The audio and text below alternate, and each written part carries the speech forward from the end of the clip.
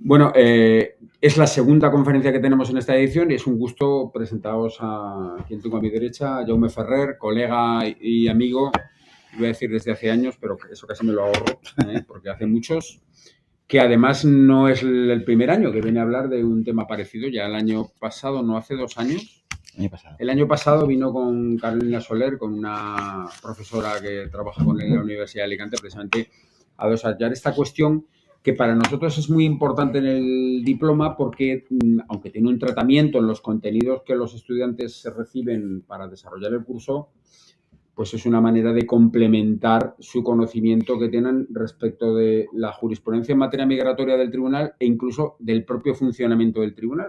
Como ya os decía, una buena parte de los estudiantes de este diploma no son europeos, con lo cual su conocimiento del sistema europeo de protección de derechos humanos, lógicamente, pues no es el que podemos tener quienes estamos concernidos en esta parte del continente. Es decir que, bueno, Jaume nos va a hablar de la jurisprudencia que el Tribunal de Estrasburgo viene dictando en relación con la protección de los inmigrantes en un momento especialmente delicado para todo esto. Te agradecemos mucho la presencia, Jaume, y adelante, tienes el estrado a tu disposición. Muchas gracias. Buenos días a todas y todos. Lo primero, por supuesto, es dar las gracias por haberme invitado a participar en esta actividad. Gracias al profesor Sergio Salinas.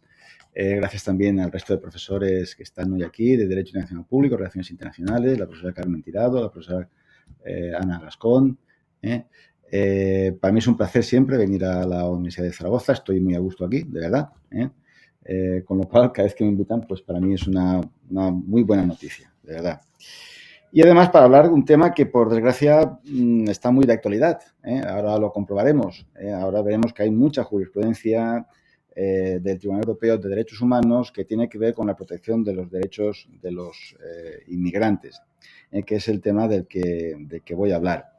Antes, comentar, a modo de introducción, muy brevemente, que como sabemos, el Consejo de Europa es una organización internacional de ámbito regional europeo que se creó en 1949, poco después del fin de la Segunda Guerra Mundial, con el objetivo general de defender, consolidar, promover la democracia, el Estado de Derecho y el respeto de los derechos humanos.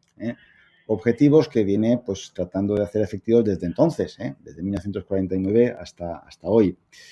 Las cosas han ido cambiando mucho desde entonces. Hay un cambio muy notable y es que ahora mismo el Consejo de Europa tiene 46 Estados miembros, ¿verdad? Casi todos los Estados europeos, las principales excepciones, Bielorrusia y la Federación de Rusia, no son Estados miembros. La Federación de Rusia, porque después de la invasión de la segunda gran invasión a gran escala de Ucrania en 2022, el resto de Estados miembros del Consejo de Europa han decidido expulsarla. Expulsaron la Federación de Rusia en marzo de 2022. Y por ello, bueno, pues es una organización que ahora mismo abarca casi todos los estados del continente europeo, con estas dos excepciones: Bielorrusia, porque es un estado dictatorial, títere de la Rusia de Putin, y Rusia porque es un estado invasor, un estado agresor. Y finalmente, en el seno del Consejo de Europa se decidió que no tiene que estar en el Consejo, en esta organización internacional. Bien, como decía, el Consejo de Europa tiene como objetivos principales la defensa, la promoción de la democracia, Estado de Derecho y el respeto de los derechos humanos. Y sin duda tiene un protagonismo muy notable, muy conocido en el ámbito de la protección de los derechos humanos. En el ámbito de la protección de los derechos humanos. Aunque no solo se dedica a la protección de los derechos humanos, también desarrolla actividades en otros ámbitos, de los que yo no voy a hablar. Pero basta citar que en el Consejo de Europa se han elaborado unos 200 tratados internacionales. Además, sobre temas muy diversos, desde cooperación en la lucha contra el terrorismo a la regulación del seguro obligatorio de circulación de automóvil. En fin, hay mucha cooperación jurídica en temas muy concretos que no nos llegan, no son temas que sean muy conocidos, pero también son muy prácticos y muy útiles para cualquier ciudadano que viva en esos 46 Estados miembros. Claro, porque estamos hablando de 46 estados. Es decir, El Convenio Europeo de Derechos Humanos, llamado Convenio de Roma, que se adoptó en 1950, que es el catálogo principal de derechos humanos vigente en el Consejo de Europa, es un convenio que tiene un ámbito de aplicación referido a 46 estados, y en esos 46 estados viven aproximadamente unos 700 millones de personas, unos 700 millones de personas en 46 estados. Eso explica, como ahora veremos, que el tribunal tenga mucho trabajo, tiene muchísimo trabajo, tiene muchas demandas. Por tanto, Consejo de Europa, organización internacional creada en el 49, para, sobre todo, entre otras cosas, proteger los derechos humanos, Convenio Europeo de Derechos Humanos, adoptado en 1950, y para vigilar, controlar el cumplimiento de ese convenio, se creó el Tribunal Europeo de Derechos Humanos, el Tribunal Europeo de Derechos Humanos. En la diapositiva he puesto un cuadrito, ya sé que esto lo sabemos todos, pero como el profesor Sergio Salinas ha comentado que hay alumnos que son de países de Latinoamérica, comentar que la Unión Europea es una organización internacional distinta al Consejo de Europa. Consejo de Europa, 46 estados, Unión Europea, 27 estados miembros. Son, por tanto, dos organizaciones distintas, aunque en materia de derechos humanos pues tienen mucho que decir en común, pero son dos organizaciones distintas. Bueno, el Consejo de Europa, el Tribunal Europeo, tiene su sede en Estrasburgo, en Francia. El Consejo de Europa tiene una estructura orgánica clásica, podemos decir, una asamblea parlamentaria compuesta por 306 parlamentarios de los parlamentos nacionales, elegidos por los propios parlamentos nacionales de los 46 estados miembros, un comité de ministros en el que están representados los 46 gobiernos y un secretario general.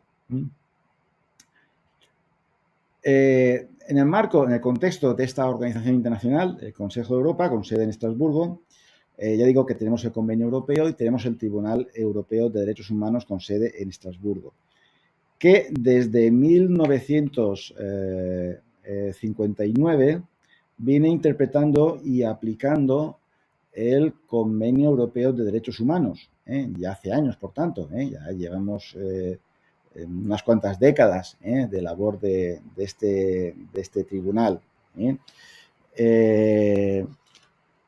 Tanto el propio convenio, que se adoptó en 1950, como los 16 protocolos que se han ido adoptando después. Protocolos con los que se amplía, completa, ya sean los derechos o se modifican la estructura institucional, las competencias del Tribunal Europeo. 16 protocolos. El último, por ejemplo, es el protocolo número 16, que permite la presentación de opiniones consultivas por los tribunales internos. Poco utilizado hasta la fecha, con pocas ratificaciones, solamente 25 de los 46 Estados miembros. Solo ha habido hasta ahora 7 opiniones consultivas, sobre temas también muy diversos.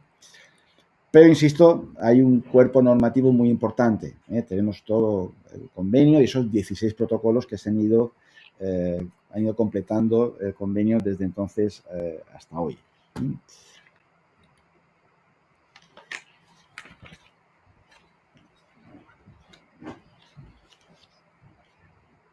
Bien, el Tribunal Europeo está compuesto por 46 jueces, un juez por cada Estado parte.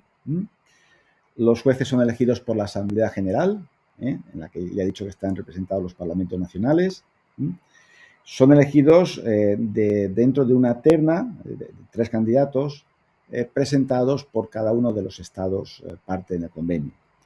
En la actualidad, la jueza española es María Elosegui, que es catedrática de Filosofía del Derecho en la Universidad de Zaragoza. María Elosegui, catedrática de Filosofía del Derecho en la Universidad de Zaragoza y que se viene desempeñando como jueza del Tribunal Europeo desde 2018. Tienen un mandato de 9 años, que no es renovable, cosa que está muy bien, la verdad, con un límite de edad, si no han cambiado, de 70 años. Creo que no lo han cambiado todavía, ¿verdad? Bien, ante este tribunal pueden interponer demandas cualquier persona física o jurídica que se considere víctima directa de una violación de los derechos incluidos recogidos en el Convenio Europeo de 1950. Cualquier persona física o jurídica que esté bajo la jurisdicción de cualquiera de los 46 estados parte en este convenio. Ya he dicho que hay unas 700 millones de personas que viven en los 46 estados. He dicho bien, cualquier persona que esté bajo la jurisdicción de cualquier estado parte, ya esté en su territorio o fuera de su territorio, este es otro tema, ¿verdad? El tribunal también ejerce su competencia sobre demandas presentadas por personas que hayan sufrido violaciones de los derechos humanos si estaban bajo la jurisdicción de un estado parte, aunque estén fuera del territorio de ese estado parte, ahora lo veremos.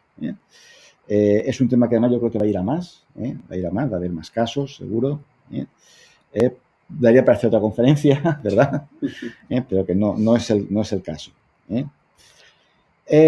Y lo importante es que hay que cumplir unos requisitos para poder presentar una demanda. Porque claro, el Tribunal Europeo es la instancia internacional, ¿verdad? El requisito principal, diría yo, que es que hay que agotar los recursos internos. Hay que acudir a todas las instancias administrativas, judiciales, que uno tenga a disposición en ese estado parte, antes de presentar una demanda ante el Tribunal Europeo de Derechos Humanos. En el caso de España, tratándose de derechos fundamentales, tendríamos que ir al Tribunal Constitucional, vía recurso de amparo, como regla general, antes de poder ir al Tribunal Europeo de Derechos Humanos. Hay otros requisitos. La demanda se tiene que interponer en un plazo de 4 meses desde que la última decisión interna fue definitiva. Obviamente la demanda tiene que presentarse contra un Estado que sea parte en el convenio europeo. No puede ser anónima y no puede presentarse al mismo tiempo ante otra instancia internacional, por ejemplo, el Comité de Derechos Humanos de Naciones Unidas. Una vez que se presenta la demanda, esta va a ser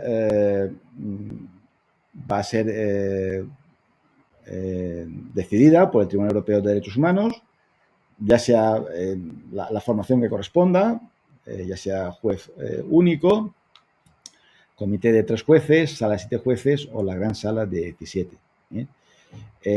No voy a incidir en este tema.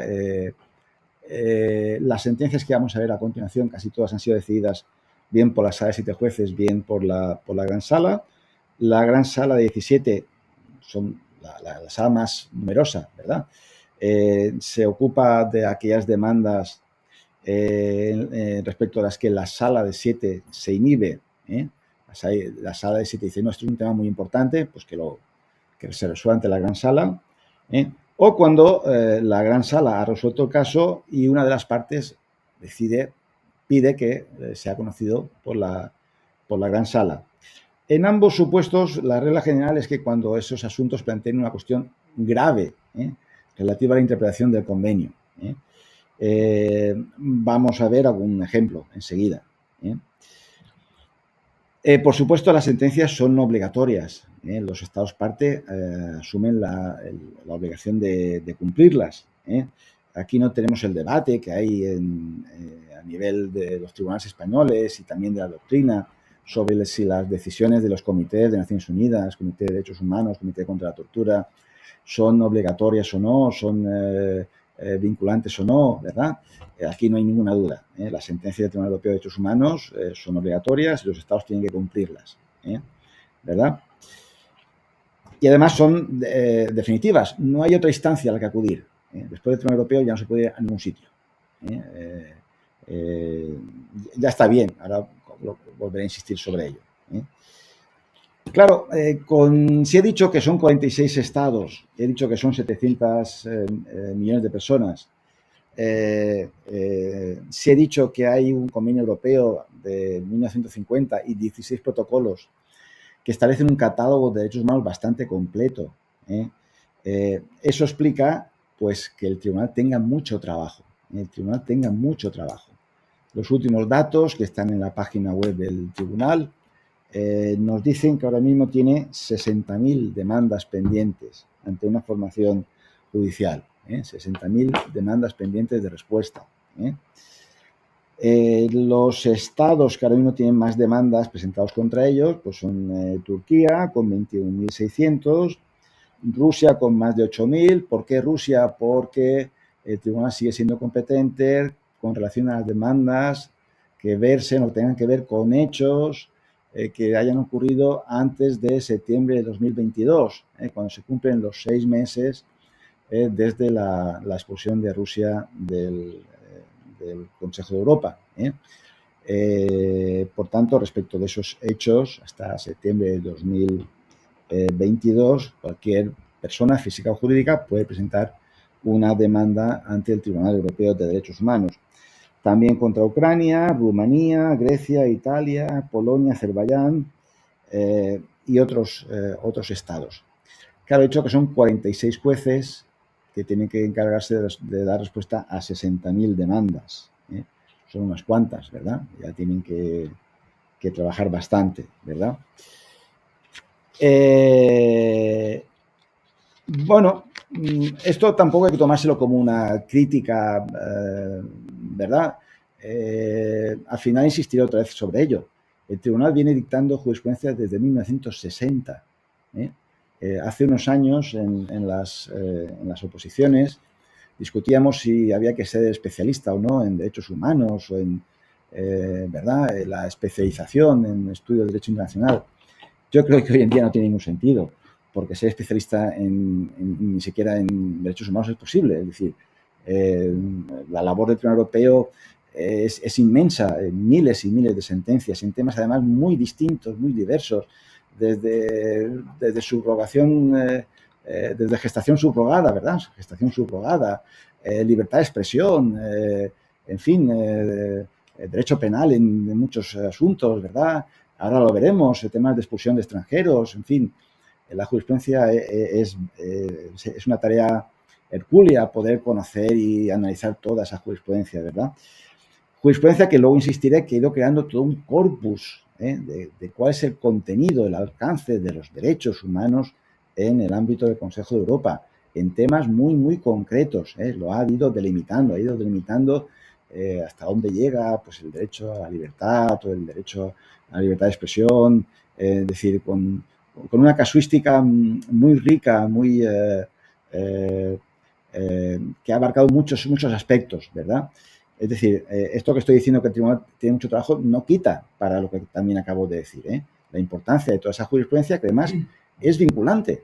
Los tribunales internos y los órganos administrativos, cuando interpretan y aplican los derechos humanos, tienen que tener en cuenta la jurisprudencia del Tribunal Europeo en cualquier tema. Luego volveré a insistir sobre ello. ¿De acuerdo? Otro gran problema que tiene el Tribunal Europeo, o más bien el Comité de Ministros, es la ejecución de las sentencias del Tribunal Europeo. Lo mismo, lo que voy a decir ahora no hay que tomarse tampoco como una crítica frontal o absoluta, no. Si el Comité de Ministros ha supervisado la ejecución de unas 25.000 sentencias. Es decir, hay unas 25.000 sentencias que, según el Comité de Ministros, los Estados parte han ejecutado, han cumplido, desde 1960 hasta ahora, que no son pocas, ¿vale?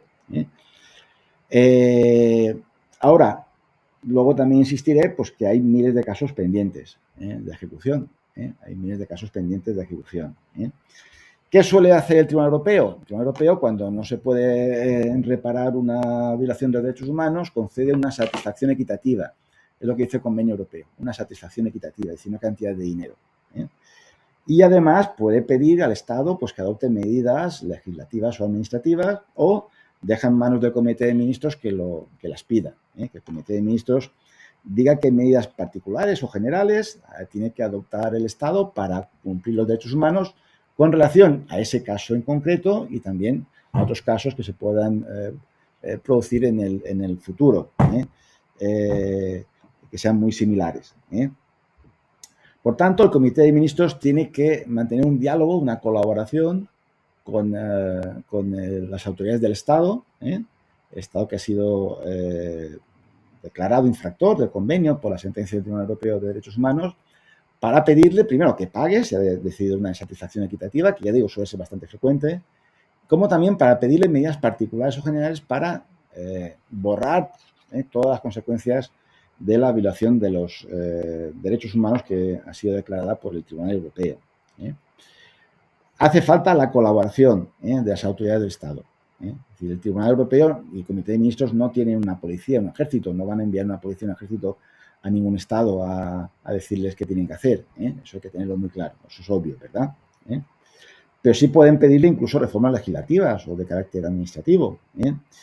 Esto hay un procedimiento de ejecución de las sentencias, los Estados parte tienen que presentar planes y balances de acción. Y además, como una novedad, en los últimos años el Comité de Ministros puede presentar un recurso por incumplimiento. Un recurso por incumplimiento ante el Tribunal Europeo si considera que un Estado parte no cumple una sentencia. Es una manera de volver a insistir ante el Tribunal Europeo, oiga, que este Estado, llevamos años trabajando con las autoridades de ese Estado, pero no cumple la sentencia. Bueno, pues presentamos un recurso por incumplimiento para que el tribunal vuelva a certificar que ese Estado no cumple los derechos humanos, no cumple la sentencia que se dictó hace unos años. El Comité de Ministros ha sido muy reacio a hacer uso de ese recurso por incumplimiento. Que yo sepa, hay 2 sentencias hasta ahora. El caso Mammadov contra Azerbaiyán y el caso Kavala contra Turquía. En los 2 casos eran muy claros, porque el tribunal había declarado contrario al convenio la privación de libertad de 2 oponentes políticos, a los regímenes, a los gobiernos de Azerbaiyán y de Turquía. En el caso de Mammadov costó, pero finalmente fue liberado.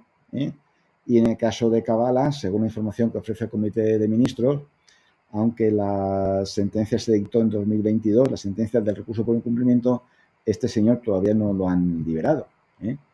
Sigue estando en prisión. No es un tema que yo creo que haya suscitado mucha repercusión mediática en los medios de comunicación, pero es particularmente grave, ¿no? Es decir, que según el Tribunal Europeo, un opositor al régimen encarcelado indebidamente, después de 2 sentencias del Tribunal Europeo, siga estando privado de su libertad. Pero claro, lo mismo. Sobre Turquía se podía hacer también una charla, escribir algún libro, ¿verdad? Un Estado tan particular, ¿verdad? Que está en la OTAN, pero se lleva bien con Rusia, ha invadido un trozo de territorio de Siria, pero para hacer la guerra oponerse a los kurdos, que son apoyados por Estados Unidos, que está también en la OTAN, ¿verdad? En fin, lo de Turquía es un mundo aparte, Bueno, hecha esta brevísima introducción, toda la información que he comentado se puede encontrar en la página web del tribunal. Vamos a centrarnos propiamente en el tema de esta charla, que es la protección de los derechos de los inmigrantes ante el Tribunal Europeo de Derechos Humanos. Yo he dicho antes que cualquier persona física o jurídica que esté bajo la jurisdicción de uno de los 46 Estados miembros, Estados partes en el Convenio Europeo, puede presentar una demanda ante el Tribunal Europeo de Derechos Humanos. Lo he dicho bien, cualquier persona. No he dicho que tengan que ser los nacionales de ese Estado parte. Cualquier persona física o jurídica que esté bajo su jurisdicción. También los nacionales de terceros estados o apátridas, si hay alguno. Cualquier persona puede presentar una demanda ante el Tribunal Europeo de Derechos Humanos porque no todos, pero la práctica totalidad de los derechos del Convenio Europeo y sus protocolos adicionales se aplican a cualquier persona, da igual su nacionalidad. Es cierto que en el marco del derecho internacional general, los Estados tienen mucha discrecionalidad. Los Estados al punto de partida, como norma general, no están obligados a aceptar que un extranjero, un nacional de otro Estado, entre en su territorio. Y tienen también bastante discrecionalidad a la hora de regular la estancia, permanencia e incluso la salida o expulsión de los nacionales de terceros estados y de apátridas que estén en su territorio. Pero esto es lo que dice el derecho internacional general. Claro, si estuviéramos en la Unión Europea, en el marco de los 27, tenemos muchísima normativa al respecto. Tenemos un paquete legislativo del año pasado, ¿verdad? 9 directivas y un reglamento nuevo. Hay mucha normativa, por supuesto la Carta de Derechos Fundamentales de la Unión Europea y toda esa normativa que regula el derecho de asilo y la inmigración en la Unión Europea. Pero esto se aplica a los 27. Y a los 46 que están en el Consejo de Europa se aplica el Convenio Europeo y sus 16 protocolos adicionales. Por tanto, sí, el derecho internacional general da mucha discrecionalidad a los Estados a la hora de regular la entrada, permanencia y salida o exclusión de sus no nacionales. Pero claro, como esos Estados, los 46 Estados, han ratificado el Convenio Europeo y sus 16 protocolos, bueno, no todos, pero los que lo hayan ratificado, pues tienen que respetar los derechos humanos de esas personas, ¿verdad? Todos los derechos, ya he dicho que casi todos los derechos del Convenio Europeo y sus protocolos se aplican indistintamente, da igual que seas nacional de Estado parte o no. Por tanto, pues se aplicaría el artículo 2 del Convenio Europeo, que protege el derecho a la vida, el artículo 3, que es el que he puesto en pantalla, la prohibición de las torturas, penas o tratos inhumanos o degradantes, el artículo 4, la prohibición de esclavitud, o el artículo 5, el derecho a la libertad y a la seguridad, el artículo 6, el derecho a un juicio justo, etcétera, etcétera. ¿De acuerdo? Todas estas personas tienen la protección que les da el Convenio Europeo de Derechos Humanos. He puesto en pantalla el artículo 3 porque en la práctica este artículo 3 ha dado mucho juego, sobre todo en los procedimientos de expulsión de extranjeros. Este artículo es muy cortito. Dice, nadie podrá ser sometido a tortura ni a penas o tratos inhumanos o degradantes. No dice nada más, muy cortito. Y me dice, bueno, ¿y esto qué tiene que ver con la expulsión de extranjeros? Que es que los guardias en las fronteras pues tienen que tratar dignamente a los inmigrantes. Bueno, eso está claro, ¿no? Sí, pero no solamente eso. Es decir, no se puede expulsar a un extranjero si corre riesgo de que va a ser no solo torturado, sino también si va a soportar penas o tratos inhumanos o degradantes en el país, en el lugar al que lo expulsemos. Lo que se llama como el principio de no devolución, ¿verdad? Bueno, pues cada vez que expulsemos a un extranjero de nuestro territorio, que según el derecho internacional general lo podemos hacer, pero según el Convenio Europeo de Derechos Humanos, tenemos que asegurarnos que nadie lo va a torturar o lo va a someter a tratos inhumanos o degradantes, si lo echamos de nuestro país. Esta es una garantía, como insistí después, el Consejo de Europa es una organización internacional basada en la democracia, Estado de Derecho y respeto de derechos humanos, y tenemos que aplicarlo a todo el mundo, también a los extranjeros que están inmersos en un procedimiento de expulsión. Tanto es así que el Tribunal Europeo tiene una jurisprudencia muy amplia, muy abundante sobre este tema. El artículo 3 hay que respetarlo de manera absoluta, siempre. Da igual que esa persona sea un terrorista, por ejemplo. Da igual, por supuesto, que haya entrado ilegalmente en el territorio del Estado. Es decir, en cualquier circunstancia hay que proteger a cualquier persona de una posible vulneración del artículo 3 del Convenio Europeo de Derechos Humanos. Incluso cuando haya mucha gente que esté entrando ilegalmente en el territorio del Estado. Aunque hay mucha gente que entre ilegalmente en el territorio del Estado. Por ejemplo, cuando en Grecia en 2015 llegaron cientos de miles de inmigrantes, ¿verdad? El Tribunal Europeo ha dicho, da igual, ¿verdad? Ese artículo 3 es una prohibición absoluta y se tiene que respetar siempre,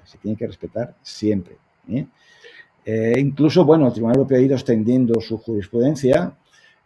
Por ejemplo, un tema sobre el que hay bastante jurisprudencia también es que hay que proteger, cuando hay una expulsión, hay que proteger a esa persona de la tortura o de los tratos inhumanos o degradantes, no solo de las autoridades del tercer estado al que lo expulsemos, sino también de esos malos tratos por parte de actores no estatales, grupos armados, por ejemplo. El país está en guerra, hay varios grupos armados, oiga, si me expulsan allí es que me van a cortar una mano en Liberia o en Sierra Leona, ¿verdad? No lo podemos expulsar, ¿verdad? Aunque esto no sea culpa de las autoridades de ese estado, sino que sea de grupos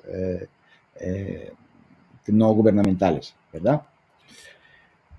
Y bien, como decía, hay mucha jurisprudencia, hay muchos casos. Voy a comentar algunos para que veamos cómo cómo el tribunal ha ido desarrollando su jurisprudencia. Uno de ellos bastante conocido, bastante comentado, es el caso Hirsi Hamak y otros contra Italia. Es una sentencia de 2012. La demanda se interpuso en 2009 y el tribunal resolvió en 2012. En este caso, un grupo de inmigrantes de Somalia y de Eritrea estaban en una patera, por decirlo así, ¿verdad? En un barquito con condiciones muy precarias, tratando de llegar a Italia desde Libia. Estaban en el Mediterráneo, estaban en alta mar. Y fueron interceptados por los guardacostas italianos, por un barco de guardacostas italiano. ¿Qué hicieron? Los subieron al barco italiano y se los llevaron a Libia. Directamente, sin más. Bueno, los inmigrantes tuvieron mucha suerte porque, claro, muchas de estas personas no tienen posibilidad, ni información, ni conocimiento. Consiguieron que unos abogados, Sgate Atamore, les llevaran el asunto ante el Tribunal Europeo. Una vez que ellos ya estaban por Libia, algunos de ellos durante esos 3 años murió, otro consiguió llegar a Suiza o a otro país, ¿verdad? Entonces, esos abogados consiguieron llevar el caso a Estrasburgo y el tribunal les dio la razón. Dijo, Italia ha vulnerado tanto el artículo 4 del protocolo 4, lo explico enseguida, el artículo 4 del protocolo 4 prohíbe las expulsiones colectivas. Cuando un Estado quiere expulsar a alguien, tiene que hacerlo de manera individualizada, identificar a la persona. No puede expulsar a un grupo de personas sin identificarlas, porque eso impide que puedan presentar un recurso ante las autoridades. Por eso el tribunal dice, según el artículo 4, el protocolo 4, en relación al artículo 13 del Convenio Europeo de Derechos Humanos, en el que se reconoce el derecho a un recurso efectivo, ¿verdad? Y además el artículo 3, ¿nos acordamos? El artículo 3 que prohíbe las torturas y los tratos inhumanos o degradantes. ¿Por qué? Porque la policía italiana les pegó, los maltrató. No fue por eso. El tribunal dice que Italia vulnera el artículo 3 porque Italia los expulsa a un país, a Libia, donde, uno, pueden ser objeto de torturas, de tratos inhumanos o degradantes, porque en Libia, claro, en Libia no hay una política de asilo, como puede haber aquí en España, ¿verdad? No se va a los inmigrantes a un centro de entrenamiento y se les atiende dignamente y se les da la posibilidad de que presenten una solicitud de asilo, ¿no? En Libia se les trata de manera inhumana, ¿verdad? Y además corren el riesgo de que desde Libia sean expulsados a otros estados donde sean también objeto de torturas o de tratos inhumanos o degradantes, porque estas personas venían de Somalia y de Eritrea. Por eso el tribunal concluye que Italia ha vulnerado el convenio europeo, incluido el artículo 3, que prohíbe la tortura y los tratos inhumanos o degradantes. A pesar también de que estas personas están en alta mar. El tribunal dijo, bueno, están en un barco italiano, eran órganos del Estado de Italia, estaban bajo la jurisdicción de Italia, por tanto, aunque no estuvieran en territorio de Italia, no hay ninguna duda de que estaban bajo la jurisdicción de Italia, ¿verdad? Esta sentencia, bueno, pues tiene muchas consecuencias, por así decirlo. Si lo que está diciendo es que no se puede expulsar a nadie a un estado si lo van a maltratar allí. Es decir, ¿eso qué quiere decir? Pues que ¿cuántos estados ofrecen garantías de que si le expulsamos a un inmigrante no lo van a maltratar? Muy poquitos, muy pocos, muy pocos. Estoy pensando en toda África, toda Asia, ¿verdad? Muy pocos. Eso sí, hay que valorarlo caso por caso. ¿No tenéis un poquito de agua? No, vaya. Sí. Hay que valorarlo caso por caso.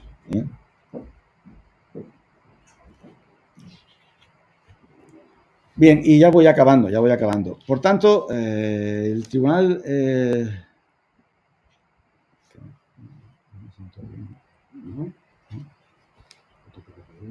Sí, creo que me temo que... Tengo otra vez el virus de mi mujer, sí. ¿Hacemos un parón? No, mejor acabo y ya está. Venga, pues acaba de manera...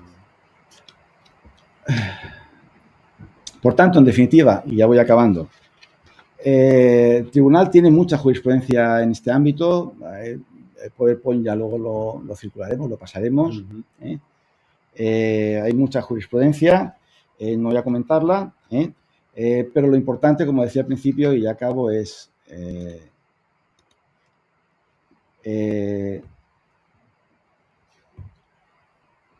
hay que proteger los derechos de todo el mundo, también los no nacionales, ¿verdad?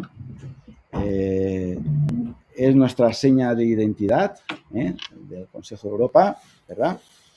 Y esto no es fácil, no es sencillo. Gracias. Nos puede costar, nos va a costar mucho tiempo y mucho dinero, pero como decía mi padre, no quieras para los demás lo que no quieras para ti. Es decir, los derechos humanos hay que defenderlos para todo el mundo. Es nuestra señal de identidad, la del Consejo de Europa. Y si me disculpan, es que no me encuentro bien. Muchas gracias. Bueno, lo dejamos aquí. Saltú. Lo dejamos aquí. Como decía el profesor Ferrer, el PowerPoint se pondrá... ¿Acompañas a John Adrián, por favor? Se pondrá a disposición en el anillo digital para todos los alumnos del diploma. Quienes estéis aquí y tengáis interés, fundamentalmente por toda la jurisprudencia que ha incluido, que es lo que actualiza la intervención, a pesar de este sucedido de última hora, pobre, os dirigís a mí, yo os lo haré llegar y, bueno, lo dejamos aquí y os emplazaremos para la siguiente conferencia, que creo que será hacia el mes de abril, en el marco del diploma. Con ese acabaremos ya, porque suele haber 3 conferencias al año. O sea que muchísimas gracias por venir y esperemos que se recupere el pobre. Venga, muchísimas gracias. Voy a cerrar.